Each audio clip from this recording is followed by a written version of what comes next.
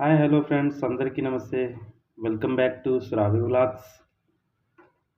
First recipe అయితే దోశ వేస్తున్నాను, plain dosa.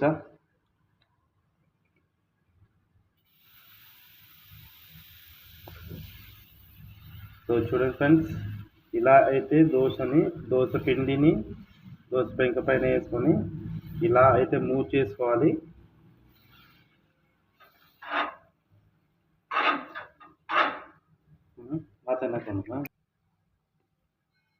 Dosa వేసిన తర్వాత కొంచెం దోశ కాలంగానే ఇలా ఆయిల్ వేసుకోవాలి పైనుంచి.